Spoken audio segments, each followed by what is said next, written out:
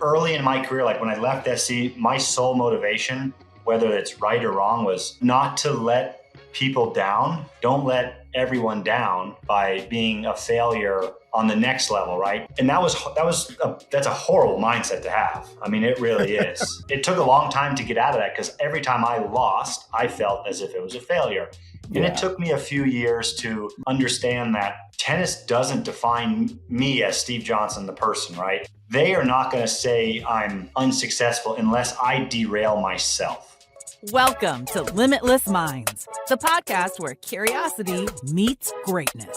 If you're ready to discover what it takes to be truly limitless and push beyond your own limits, you're in the right place. Welcome, everyone, once again to the Limitless Minds podcast. I am Travis Thomas. That's Josh Lifrak. And this is part, Josh, of the Success Leaves Clues Summer Success Series. is leaving clues all over the house.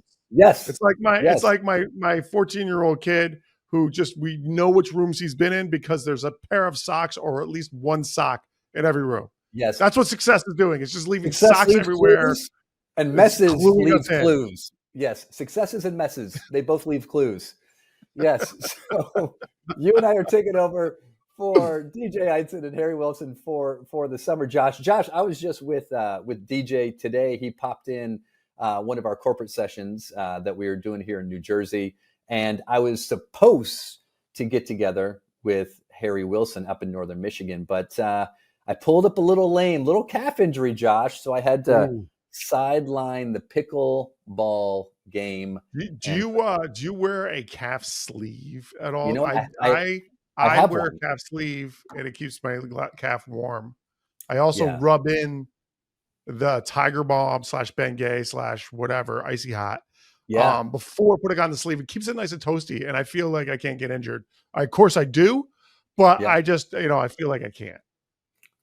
Well, shout out to Rachel Rook, a friend of mine. She's a retired PT, kinesiologist.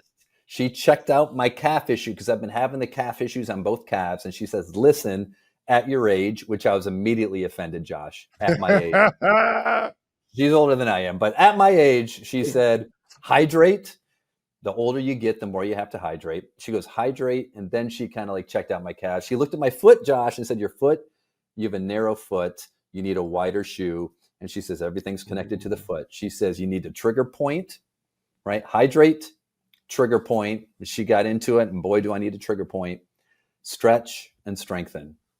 Hydrate, trigger point, stretch and strengthen. So those are my fall goals right there to get my calves and back. And apparently wide-toed shoes. Wide-toed shoes. Wait, are you going to be one of those people that wear the shoes that are like the shape of your foot, like they have the toes and stuff like that? Vibrams. Vibranium. What are they called? Vibranium? Vibrams. I had a pair of Vibrams back in the day. Yeah. The whole barefoot running of course. Yeah, the barefoot running. That's basically what she said. I tried barefoot running really, I read a book. I was like, barefoot running. I did that, my calves exploded. I was done. But she said you need to spend more time barefoot. So, there you go. Which, oh my gosh, master transition here, Josh. We're going to Nooch Nuggets. All right. We're going to Nooch Nuggets. I thought that was your Nooch Nugget. I'm so confused. No, all right, good. You said that's just me being old, right? My Nooch Nugget is about, we just went from, she said you need to be barefoot more. So Josh, my Nooch Nugget happened today. We're in New Jersey. We're presenting, Monica Livingston and I were presenting. First Nooch Nugget was during our presentation, we go under a flood warning. We lose power in the facility. So she and I have got to navigate that. The power comes back on. We keep the session going. We stay neutral. We keep the session going through the power loss, through everything rebooting. We keep going. She was a rock star. I loved it. Boom. But here's where the barefoot comes in, Josh. We finished the session. I am parked, ginormous parking lot. I am no exaggeration. I'm probably close to a half mile away from the entrance. Yeah. And it is raining so hard. This is flash flood rain. That I'm like, if I go outside in my shoes, I'm just going to ruin them. So I take my shoes, I put them in my backpack, I leave them with Monica. I'm like, Monica, I'm going to take this one for the team. You stay here. I get the rental car. I take my shoes off and I jog the half mile to the car. And I'm just, with your newly healed calf. Yeah, it's a new, and I just take a shower. It's like straight up. I couldn't have been wetter if I were naked, right? I come pick her up. There's a visual for everybody. And so I'm just like, but as I'm running, Josh, I'm passing people with umbrellas and I'm going, this ain't that bad, right? As I'm just fully drenched. And so, but I think the hard stuff's coming down for a while. No, you can just avoid them. And I was just like, from neutral standpoint, I was like, this is like the facts. Hey, it is what it is. And I'm like, it is what it is. It's not letting up. I'm going to get wet. What's the big deal? And I'll just get, I dry my clothes and get back to the hotel. What's the big deal? It's like neutral is like, yeah, it's happening. Embrace it. Have fun with it. Yeah. And just roll with it. So, hey man, not a life changer, but that's my Nooch nugget. What do you got? I love that. My Nooch nugget is similar in a weird way, not in terms of rain and stuff like that, but old age stuff. So I'm working with a group this weekend, and I'm in California, and it's actually strangely, it's chilly. It's California. It's the coast. Yeah. And so the team that I'm working with gives me a hat to wear, like a toque, or a normal hat. And I'm wearing a hat. I'm the only person with the hat because I have Florida thin skin. You've learned from Florida weather by taking off your shoes when it rains out really hard. So I've done that before too. It's very Florida thing to do. So I'm wearing the toque, the beanie, whatever you want to call it, and I'm the only one wearing it. And one of the people on the team comes up to me and goes, I didn't realize how old you were. You just look really old in that. And so, and part of it was like, ouch. Quit it, right? So that was the negative, was like, you little punk. But then I realized part of the reason I think I look really old is because my hair was getting really long. So then my Nooch nugget was, okay, I am looking old. I am going to schedule a haircut when I get home from this race. So I did that and I got the haircut. But the Nooch nugget was the fact that I was blatantly insulted to my face and then everybody, of course, is laughing. And I'm laughing about it too. And I'm just like, okay, it is what it is. But, it's like, it's one of those deals. It's like, I knew I had to get a haircut, but then it was like the nail in the coffin. There it was. So both of our Nooch nuggets have a little element of ageism in them, Josh. Yeah, without a doubt. For someone your age, and then you got, boy, you look old. Yeah. Like you got like the straight direct. Just straight direct. But that's the world of sports. What are you gonna do? All right. So speaking of the world of sports, transitioning. Our guest today was the number one ranked U.S. men's tennis player on the ATP Tour.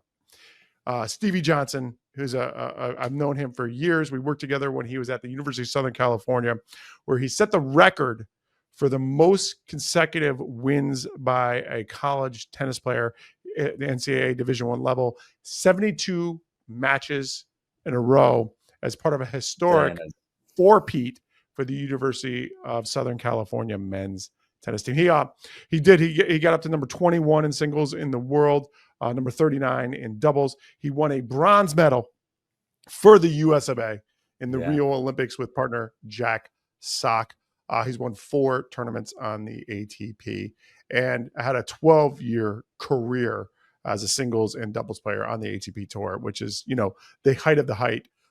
He was regularly in the top 50. For those of you who know tennis, that's no joke being in the top 50. Now you're swimming in the waters with Federer and Nadal and Sinner and those guys, right? You're starting to play with those guys a lot. So anyway, without further ado, I'm pretty excited to bring in the man, the myth, the legend, Steve Johnson.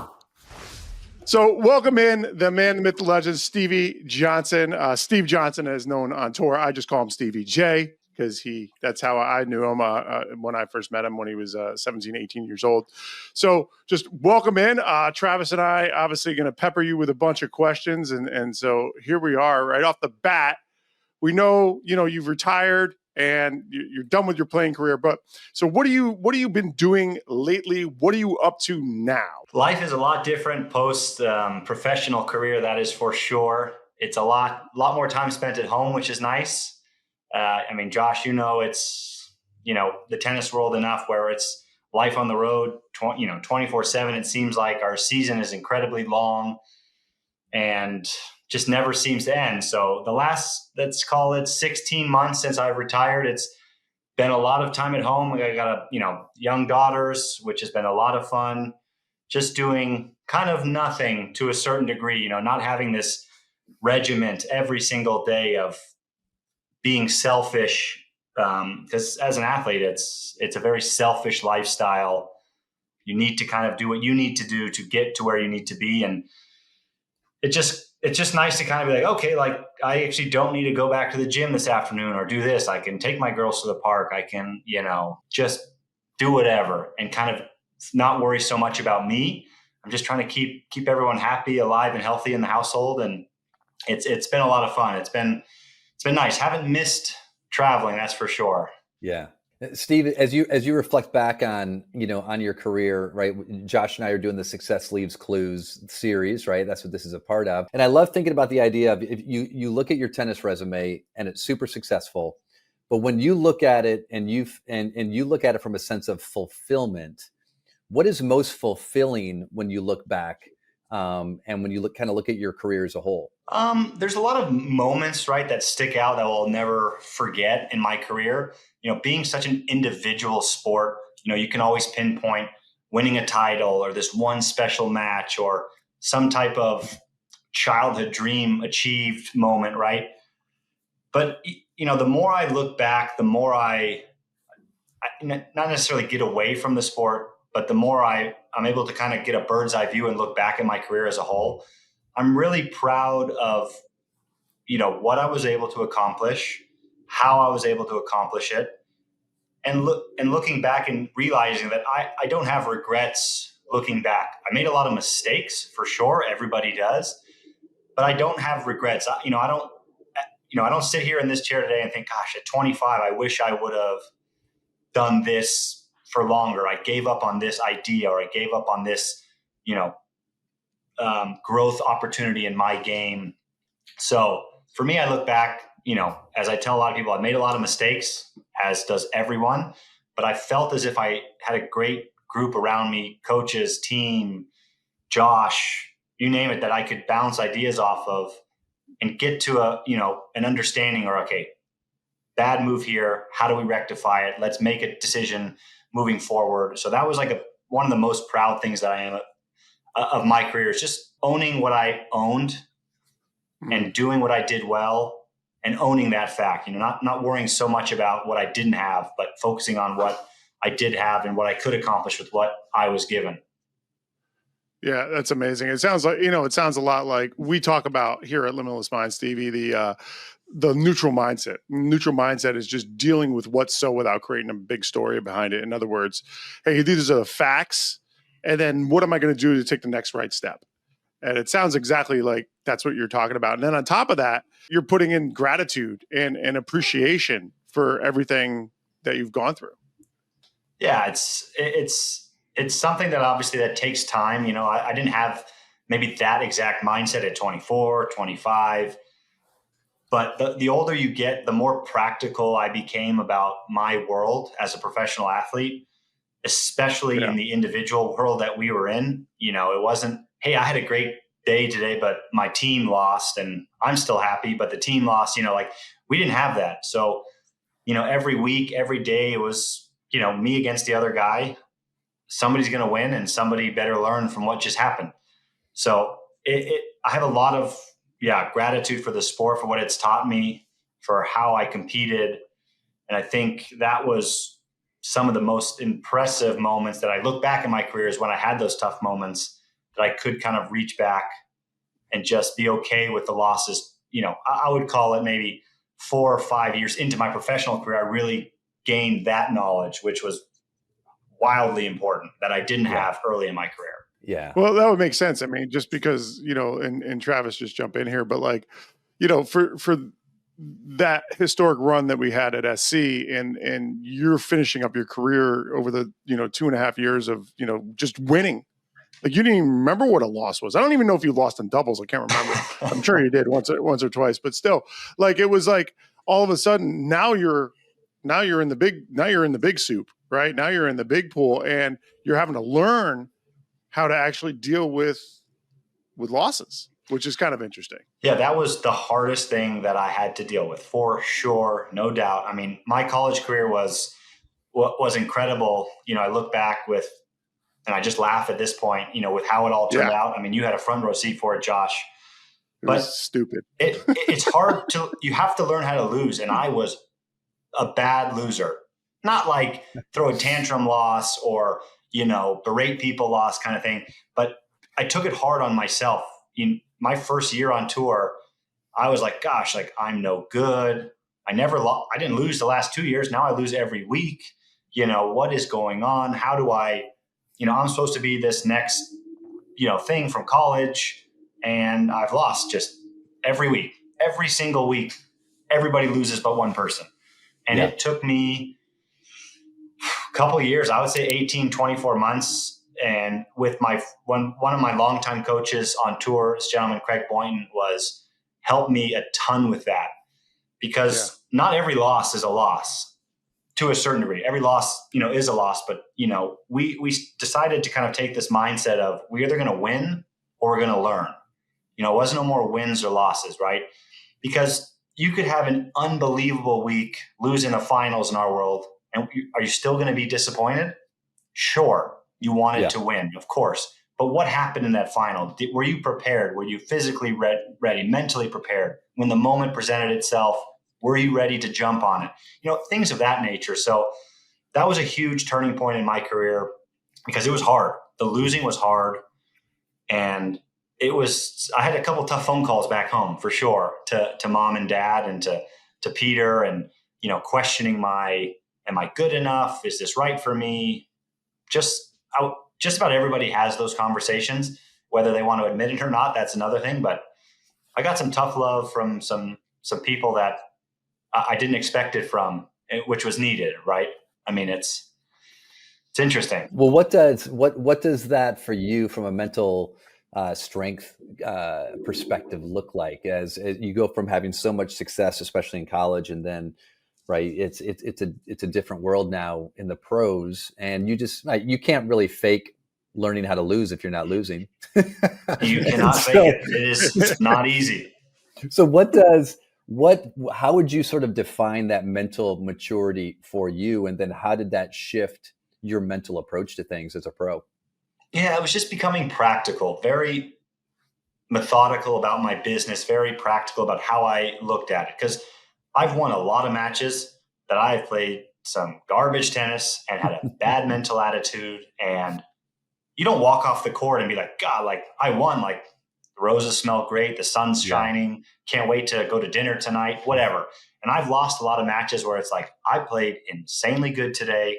Yeah. And I just got beat. And like, that's life, you know? So it's quite a process. And in our world, it's tricky because things go your way at certain times. You know, you can change 1 or 2 points in a match, and I feel like the outcome's always going to be different. And that was the biggest thing that I had to learn, was just being okay, being practical about my approach to each and every match. And some were easier to swallow than others, for sure. Yeah, it's really interesting, because I think maybe if you could kind of describe a little bit too, and I'll ask you this about like what life on the tour is like, because I think a lot of our listeners might not know that. But just to kind of put things in perspective, like you're talking about, you know, you could play a 3 to 4 hour match and it all hinges on one point. But guess what? You don't know what that point is.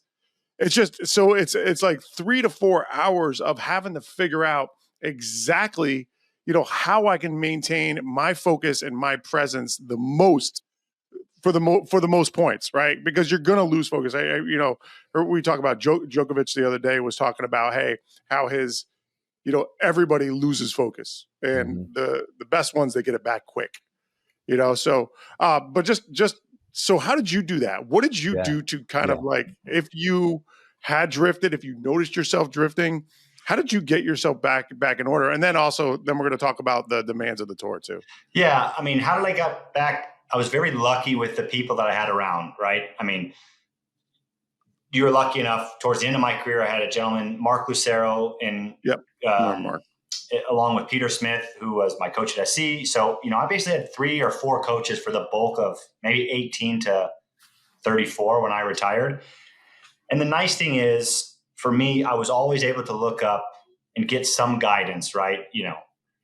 At the time, maybe some of it not so legal in our world, with the coaching aspect of it, but just to kind of get us, back on board, because you never know when the turning point in a match could be. It could be the first minute, first 2 minutes when you're, returning serve and you have a break point and you're like, oh, I just played a loose point. I'll get another one. And then 2 hours goes by and you haven't had a sniff at another chance to break serve. You're like, okay, like I wasn't ready from ball one to take care of my opportunity. And that's also the big thing that I got more in my career, was being ready for the moment to kind of present itself and try and attack it the best as I could.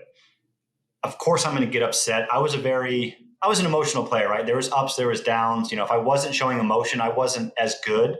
Obviously, there were certain degrees to that. But even when it was times were not going well, there's always a moment where you feel as if you can flip the script in a match. And if you're not giving yourself that opportunity to be present each and every point, that was hard.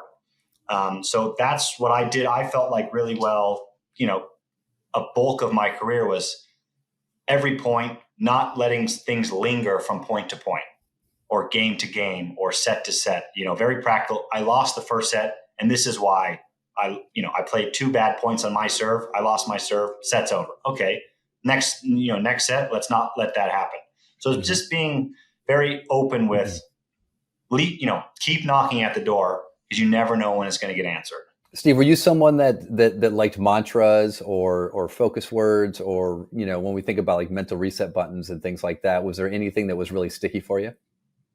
No, I was more of a routines oriented guy for sure. I mean, my wife probably would like to call it OCD. I call it just, being methodical and, having everything very organized, having my ducks in a row.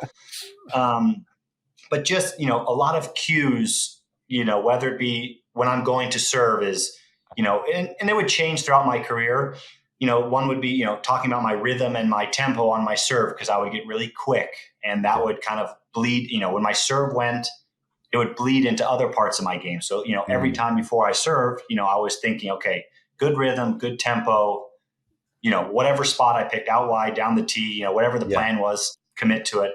Yeah. And then on return, a little different, because sometimes you're at the mercy of how good the server is or how good of a serve they hit, is just, be present and just, think first ball, like, what can I do to be athletic and win these points? Because the more points you can steal in that regard was always huge for me. So those were the kind of things that I would always focus on pretty much every match. And then there would be a lot of other things throughout the years. If I had different cues on a forehand or backhand or footwork, something that I was not feeling well. And, that would obviously change with how I was playing. But those are the couple of things that I would always focus on. Going up to serve was talking to myself about good rhythm, good tempo, finding your spot, and being aggressive.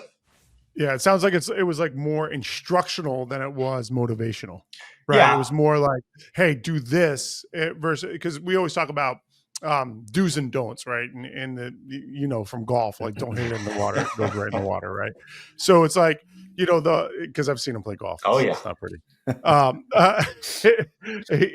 So anyway, so the one thing is, we talk about that all the time. Like there's different types of mantras that you can have. And this sounds like it's more of an instructional mantra where you're describing what you need to do in order to be successful in the task that is in front of you. Yeah. Cause for me, there was a lot of times when not when things weren't going well, but when things would kind of go sideways, I would like to put the cart before the horse a little bit in terms of, okay, in tennis terms, I'm up a set and a break. If I just hold 2 more times, if I'm up 6-3, 4-2, I just have to serve. I have to hold serve 2 more times. That's it. Like day's over. I can go do this. I can, be in the next round, whatever. And for me, that was always an issue because I wasn't focusing on what was next. So for me, it was the instructional part was important because that kept me not grounded, but like, okay, what do I do at this point? How do I win this point? Okay, how do I win the next point? How do I win the next point? Rather than, okay, if I just hold twice here, I win. Like that was when I didn't play well because I was very outcome oriented, like I needed to win rather than process oriented about going about how I got to that point. And that fluctuated a lot in my career. I look back, at matches and stuff, or think like, wow, like I remember this, and that's why, it didn't go as well. I still won, but like it could have maybe been smoother or something like that. Yeah, that totally makes sense. So, it's interesting because you talked about, these minute points, but and how do you get there? So again, this is like my awkward transitions. Travis and I always joke about having awkward transitions. So this is an awkward transition. So let's roll back a little bit. And I just want people to get an understanding of how difficult and nomadic the life is on tour. So, because I really don't think people get it, right? I've seen it in different professional sports, but like, especially with tennis, I think outside of maybe F1, you guys are probably traveling the most. We travel a lot. I mean, golf is similar, but they're much more stateside. I mean, we're, for us, I would say from just after Christmas, first week of January till, we have Davis Cup finals that finish Thanksgiving. And then we have 4 weeks off, and then we start again. And in that period, you can play every single week if you'd like. There's tournaments every week. That being said, I probably played somewhere between 25 and 30 tournaments a year, depending on where I was ranked. And is that just like a tactical thing? People were like, oh, I can just get a lot of points if I play more types correct. of things. And there's years where, I played a lot early and I won a lot of matches. So then I played less later, right? And it's a numbers game for us. So in our world, we get I believe it's like 18 tournaments count on your ranking. And some are mandatory, right? The Grand Slams are mandatory. They have to count. And then the Master Series have to count, which is Indian Wells, Miami, Madrid, Rome, Cincinnati, Toronto, all these things that go out through the year. So then you're left with about, let's call it 8 other tournaments where you can improve your ranking, vastly or not. And if you look at Rogers, Federer's, Novak Djokovic's, Rafa Nadal's of the world, they didn't need to play any small tournaments because they did so well in the big ones. Mm-hmm. So they only played 17 tournaments or 16 tournaments because they won all the Grand Slams and they were right. So, for me, like I had, let's call it 7 or 8 first round losses, which don't do your ranking any good. So it's like, it's a numbers game. The better you do, the less you have to play. And the bigger tournaments that you're in, the better you do, the less you really have to play because the tournaments the points are greater, your rankings get higher. But, I would say it's a crazy lifestyle. I mean, I was usually on the road for, let's call it 4-ish weeks, home for 7-10 days, gone for 4-ish weeks, home for 7-10 days. And different times of the year, it was different, but it got long. Yeah. If you didn't like it got to be long. Clear too, like we're talking about not traveling from LA to Indian Wells. We're talking about traveling from LA to frickin' Australia and China and Thailand or wherever, right? Like it's like, or Europe or, all those places. So there's nothing worse than traveling. For me, this has probably happened twice in my career. After the US Opens, we've traveled for 9 straight months, basically, right? You're a little fried after the US Open. It's our big slam here in the States. And you're just mentally kind of gassed. So there's probably twice that I was supposed to get on a plane to Tokyo. I was on my way to LAX. I live in LA. And I turned around. I said, nope, not today, and I left the next day. I was like, I can't go this early. Like, I just can't go. I changed my flight and I'm just, you're driving. It's September in LA. It's like 75 degrees. I'm like, what am I doing? Like, I just turn around. Playing Colorado. You got to get to the Coliseum. Exactly. I hear you. There's just other things to be had. So it weighs on you. It's a tough lifestyle. That is the one big piece I don't miss for sure. Yeah. It's just, and then with kids, it was a whole nother ball game where it was less enjoyable. But and your kids are 3 and 5, is that right? Or they're a little older getting older. 4.5 is our oldest, and a little over 2. Nice. Yeah, and then another one, Josh. We got another one.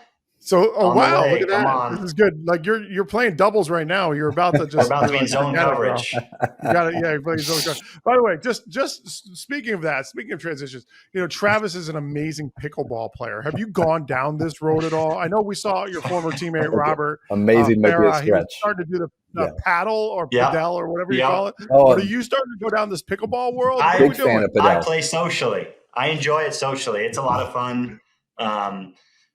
It's kind of exploded in the States. It didn't tickle my fancy as soon as I retired. I just wanted to be home, but I enjoy it socially. Yeah. I play it.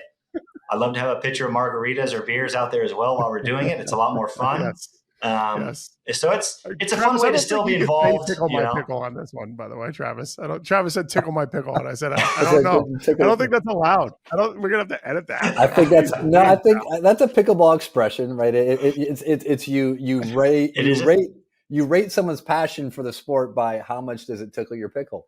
Josh, it's common sense in the pickleball community. If you're not in the world, Josh, you got to focus. I play for I'll play literally 2 matches, and then I have to be ice on my knees for the next 4 weeks. So it's fine though. It's fine. I see Josh as a 75-year-old in Florida. It's great. It's awesome. You're a big kitchen violator. I bet you're getting called for the kitchen all the time, Josh. Yeah, Josh. No, I'm not a kitchen violator. Yeah. No. Can't keep on the kitchen. I like to stay back. Forehands, bro. See, Steve, awkward transition. Going back to tour life. Obviously you're growing up, especially you're younger. All you're focused on is playing the game, playing the sport that you love, and you're not thinking about the travel side of things. You're not thinking about all of the other things you have to do, not only to travel around the world, but to maintain your sanity in the process. Right? You're also not part of a sports team, and where you've got someone who's taking care of all those details for you. Right, I imagine you're having to figure all this out, on your own. So you're your own travel agent, you're your own currency translate, right? You're having to do all of this different stuff while you're on the road, and then you're on the road, and between rest, recovery, just maintaining your own sense of sanity. What did you find out about yourself sort of during those years, as far as outside of playing the game? Kind of, this is who I am as a person, right? What was it? Because it's such a solitary, there's so much time. Yeah, there's a lot of alone time for sure. Some guys thrive in that environment. Some guys not so much. I was somebody that, I love being at USC, being on a team, traveling with a team. Loved every second of it. That's why I stayed 4 years. If I could have stayed longer, I probably would have. To the detriment of maybe my professional career, I would have just kept staying and playing. But I was very lucky in the fact that I had really good, I guess we'll go back a little bit. Tennis on the road is I like to describe it very high schooly. So when you're at a tournament, let's call, the US Open for that matter, you're in the lunchroom, right? You get your food. You're like, okay, there's the French table, it's the Spanish table, okay, the Argentinian guys, American guys, I'll sit with them, right? It's cliquey, but it's just everyone kind of is who they're comfortable with. And I was very lucky in the fact that I was super close with a few guys, John Isner, Sam Querrey, Dennis Kudla. So we played and traveled a lot to the same event. So John, Sam, and myself, for the better part of probably 7 or 8 years, Sam and I shared a coach and a physio. So we basically traveled as a team, which was amazing. Yeah. And so, and then we'd be like, okay, what tournaments are we going to play this year? Because you can always play a couple tournaments in the same week. Mm-hmm. And it's pretty self-explanatory for us. If you're in the States, if there's a tournament in America, you play the one in America. You're not going to South America to play in Rio when you have a tournament in Memphis or whatever. That's just not how it shakes out for us. But we traveled together a lot. So, I would do dinners with these guys 200 times a year, right? On the road, we would do dinners. It was like a fraternity. So I was very lucky in that regard to have a close friendship with those guys. And we played the same events. We traveled with the same guys. We all have the same hobbies, right? College football in the fall. We're all watching it while we're in Shanghai. We wake up and we watch college football and we go play and, whatever. So very lucky in that regard because being by yourself is tough. And I've had a lot of moments on the road where it's like, what am I doing? Like, where am I? Why am I here by myself? Like, I don't like it. But that goes back to my earlier point in this conversation is I went to a tournament once. I'm like, by myself. That was a horrible mistake. Let's not make that mistake twice. I don't like the city. I don't like the tournament. I don't like something, right? So I just don't go back. So, that's kind of how we did it, but very lucky in that regard, because if I was by myself, that would be bad. I would have quit a long time ago, for sure. Because we don't, we get the locker room, right? Like, that's what I miss most. Like, I miss the locker room. Like, it's so cliche, but every guy you talk to would assume the women as well. If you're in a locker room with the men's national team or a basketball team, baseball team, like, it's fun. It's great. Yeah. And then you're like, I go home. I'm like, well, I miss that aspect, but it doesn't outweigh the other 95% of, what life was. So very lucky in that regard. Yeah, I think you can recreate social things too as well, right? Like, that's the whole thing. It's like, here you are, and you're in these locker rooms, and they're great, and there's like, it's a traveling circus, and you have a blast with it. But at the end of the day, like, it's a little bit transient. It's a little bit temporary. However, Kendall is forever, and your daughters are forever. And and now these friendships that you have are a really long time. Sorry, I cut you off, Double T. I will. You know what, Josh? We were alternating. And I tried to sneak in, right? I tried to sneak into the kitchen, and like, it was your ball. It was your ball. I tried to work. Let it go. I tried to and work. I attacked it at the net. It's in the bottom of the net now. You called foot fault on me, and I apologize. So no, I was going to ask that aspect, Steve, of your friends are also your competition. And I think it's such an interesting aspect of, and I think golf and tennis kind of have that similarity. And how is that for you, sort of, as you rectify that? And is it just like, hey, when we're on the court, we're competitors, and off the court we're friends? Is it as simple as that? Or was it a challenge at time where maybe one of your friends is having more success than you are, and you have to deal with those feelings as well? Yeah, I never felt like the jealousy aspect of that, which is, I think a lot of people would struggle with, but I never felt that.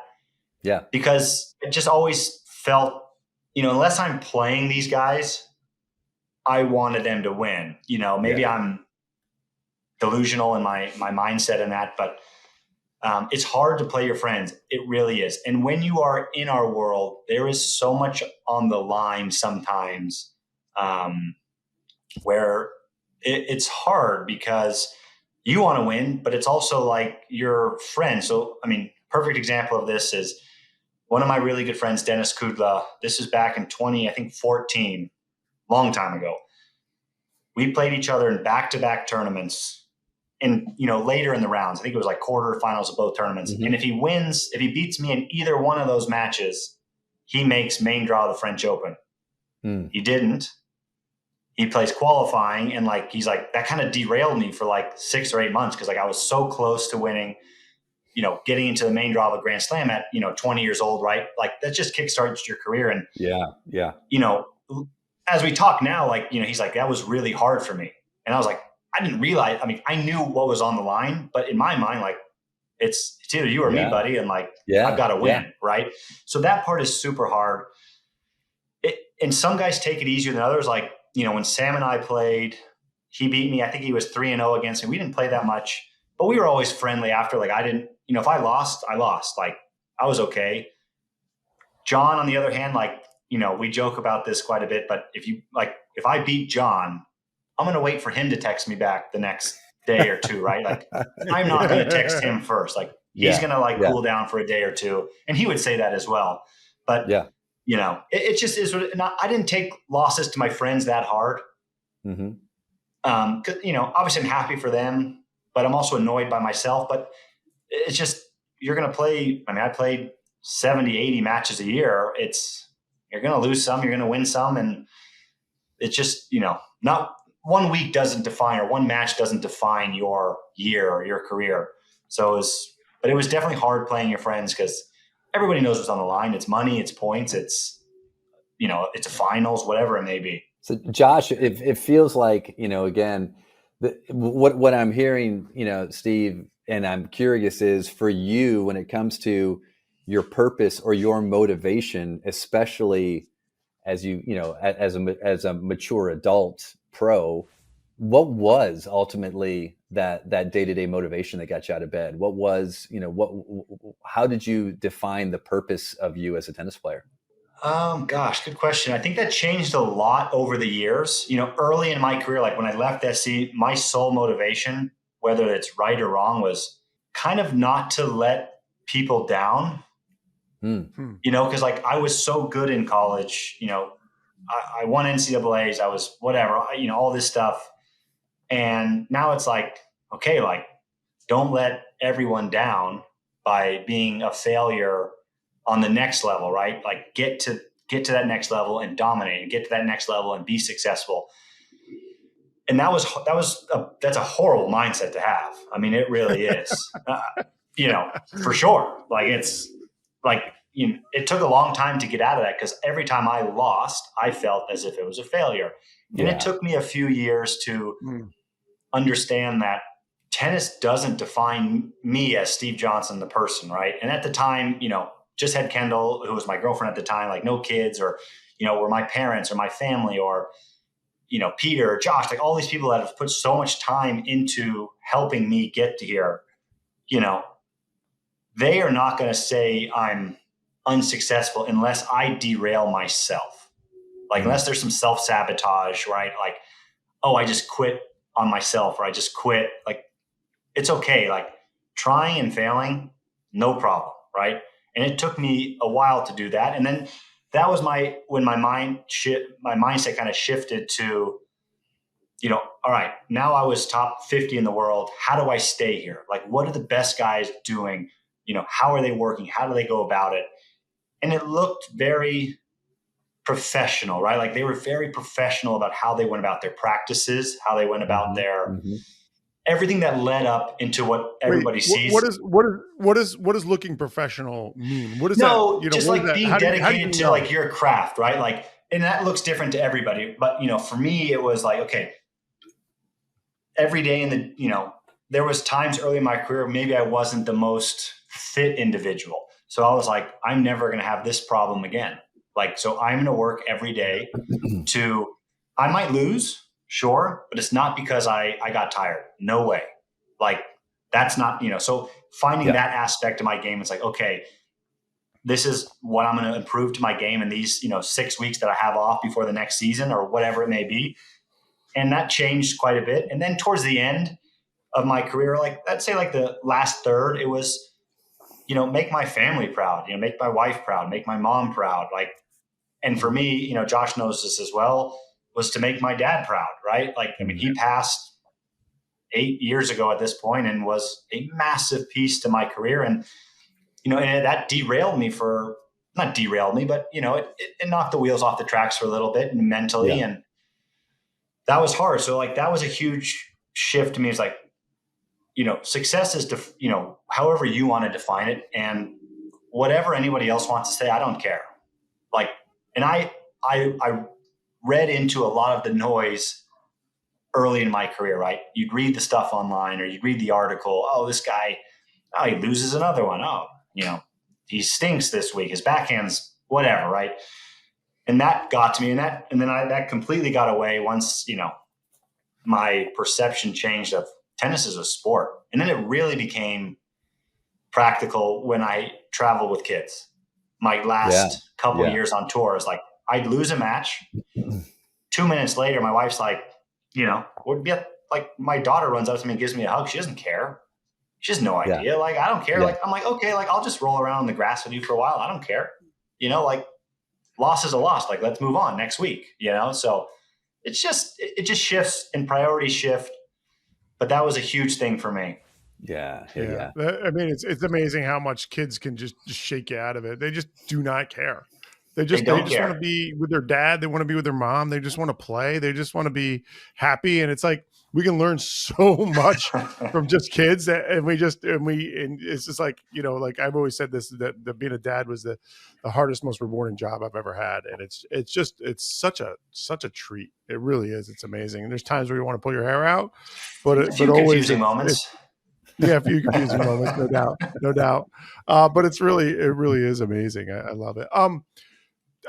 Curiosity, like what got you into this sport of tennis? You're a really good athlete. Like you could have played baseball, you could probably play football with your size. So what drew you to tennis, and why'd you stay in it so long and the whole 9 yards? Yeah, my dad was a tennis coach. He didn't really play tennis until like he was 17, 18, and then like fell in love with the sport and basically started coaching out of college and never stopped. I mean, that's what he did, and that's what he loved to do. So, as a kid, obviously, I wanted to spend all the time with my dad, and my mom played tennis as well, like was very good. And so I spent basically all day, every day, after school in the summers with my dad at tennis camp, whatever, right? Anything I could do to be around the tennis courts. But to your point, Josh, I played every other sport. I played golf since I was very young, played basketball, baseball. I played competitively till I was about 15 or 16.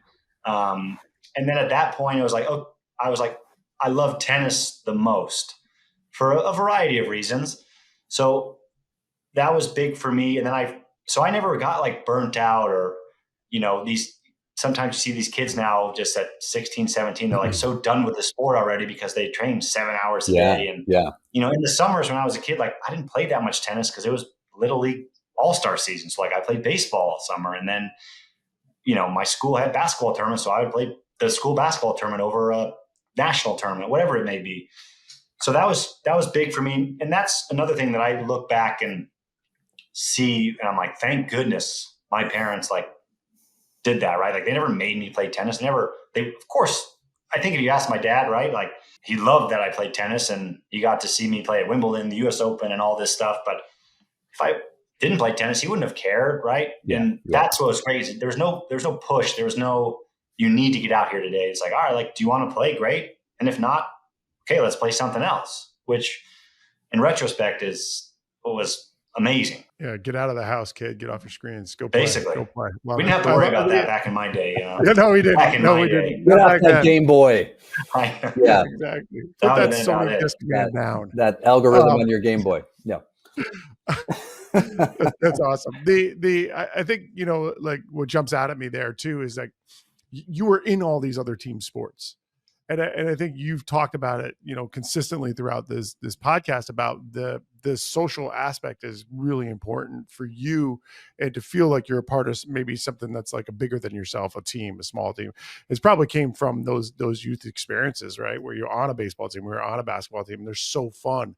I think that was one of the, I think this is my my big question for you to roll back to our time at SC. What do you think, like, I remember talking to you under Mark Stadium, and you're in the midst of that senior year, and you're like, man, it's like really hard, like to have that expectation to win every time. But like, what do you think led us to that? To what was the unique about those teams? To put it in perspective, we won 4 straight championships, which really had only been done one time, I believe, by Stanford. Is that correct? I don't know. Maybe SC did it early in like the 50s or something. Different format, but yeah. Only one other team won in the team format 4 in a row. Yeah. So what do you think it was about that group that allowed us to be that successful? It starts at the top. I mean, it starts with Peter and George. Sure. And, you were there with Eric Amond and Peter Lucasen, who was like the secondary or the third coaches. But we had such great leadership from you guys. And then we had such great character guys on the team, which I look back now and it's like, holy smokes, like that's special, right? Like nobody had an ego. I mean, nobody had something more in mind than what the team had in mind, right? And we were lucky, like especially towards the end, the last couple of years, with the leadership group of players from myself and Daniel Nguyen, who was maybe the greatest player that Peter and George could have had on the team. I mean, correct me if I'm wrong, Josh. I mean, this guy was an incredible tennis player. And I mean this in no disrespect, but if you told him to stare at the wall for 5 hours because that's what's going to get better today, he would do it and not question it. Right? Yeah. Like, not in a bad way, but it's like, hey, we Travis need to do has this. done that before. Just to be clear, Travis has done that exercise, and it does work. But like, tell me what you want me to do. But we had that leadership from myself. I was a vocal leader. I mean, Josh, I'm sure, can attest to that. Yeah. And we had a lot of young guys on those teams who were playing. And the beauty of our sport is, just because I was number one in the country and on this crazy streak, like, I was worth 1 point. I mean, we needed 4 to win. I had a piece of this, crazy run. Like, it wasn't just me. Like, that would be insane to say. I mean, we had guys at playing, at lines 4, 5, and 6 that were incredible tennis players and great competitors and great people who just go out and compete their ass off every day. So we were very lucky in that regard. Did you realize it was special when it was happening? We knew we were, I mean, especially that last year, right? Because one other team had done it, whether it's right or wrong, again, going back to a previous point, like, people read like, okay, if we don't win, like, it's a complete waste. Like, he wasted a year, or he wasted, like, why would he come back to do this? And that couldn't have been further from the truth for me. I was somebody that didn't want to live with regret. And if I would have left SC after my junior year and not seen something all the way through, that would have been insane. Like, I would be kicking myself right now. So, obviously we won and it was a fairy tale ending and everything worked out, but we knew we had something special. And I could tell there in Georgia for sure. Our last one was played at the University of Athens, and, guys were on pins and needles, right? Because they didn't want to, I mean, I never felt this pressure, like, I don't think they wanted to let Daniel and myself and Peter down, right? These freshman guys that were playing massive roles for us. And all we wanted, them to do, and I feel like they felt that at the end, was just to go compete. Yeah. Like, just to have fun and let's go. Like, I mean, there's no, especially in the finals, it's like, well, today's the last day. Like, it's either it's ending one way or the other. Let's have some fun with it. When you look at your role sort of as a leader during that time, and then you look at the other people that stepped up and were leaders for you in your career, obviously so much of leadership skills are transferable into the corporate space where we spend a lot of our time. What is a quality or two that really stands out you from a leadership standpoint that you feel is applicable to a lot of the corporate leaders who listen to our podcast? Yeah, for me, I was not willing to ask anyone to do something that I wasn't willing to do. Barring injury or something, right? If we're on the track and we're running, I wasn't the fastest guy, I wasn't the quickest guy probably, but like, I'm going to go out there and give it 100% from start to finish, and that's it. So I was a vocal leader. Like, I wanted the best. Like, I would push guys, figuratively, of course, not, physically, to their best, to their best ability. Right. Like, and, I remember just kind of getting on some of the younger guys being like, it's not acceptable here at SC. Like, this is acceptable other places, but that's not acceptable. And, I'm sure they didn't like me at times, for sure. And a few guys, but same with Peter, same with, Josh was around. I got kicked out of practice plenty of times if I wasn't doing exactly what I just said. And Peter would, basically just show me the door and be like, better attitude tomorrow.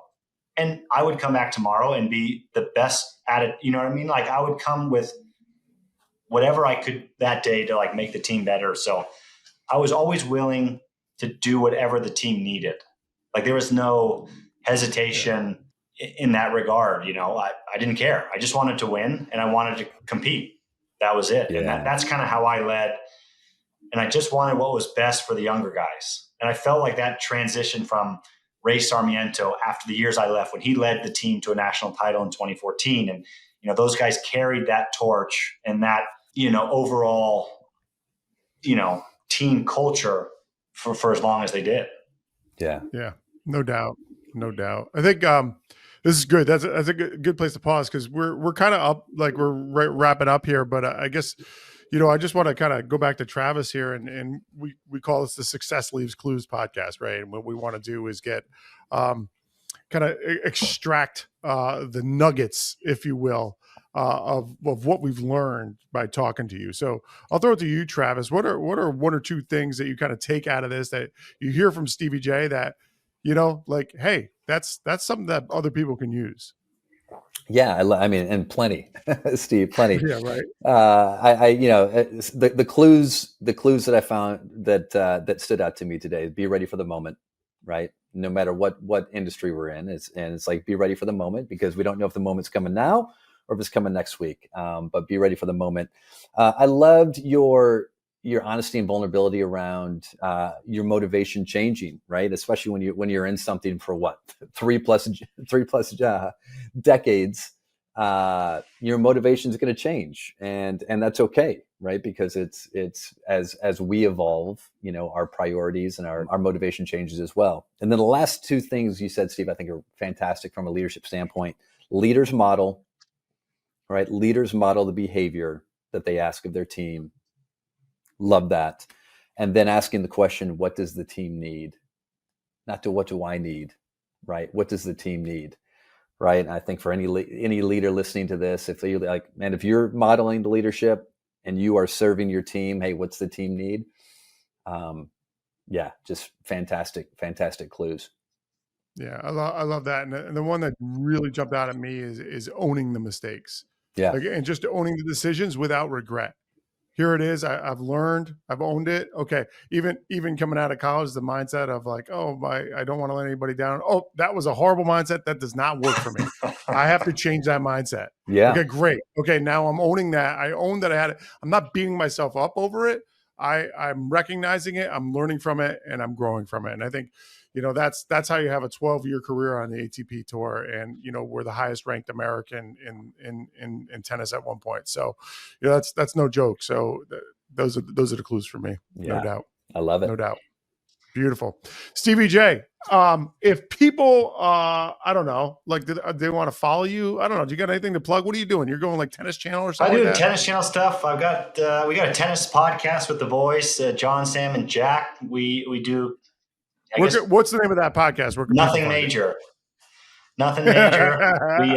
None of us want any major. So, Sanjay, well done. We have a lot of fun. We do tennis in a fun, lighthearted manner, but give a lot of insights, background, because just like we talked about, not a lot of people get what tennis is outside of what you see on the court, and there's a lot that goes into it. So we have a lot of fun with it. Other than that, I'm just hanging with the kids, hanging with the family, enjoying life. Steve, thank you so much for making the time for us. We truly appreciate it.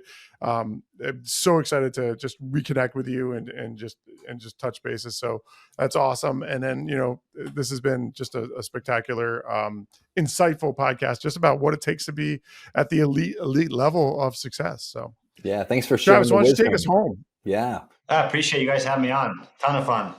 Yeah, well, what we love to say at Limitless Minds, Steve, is you don't need to be sick to get better, right? So thanks for joining us. Boom, Nux at you. Boom, Nux. Boom, there we go. Nux.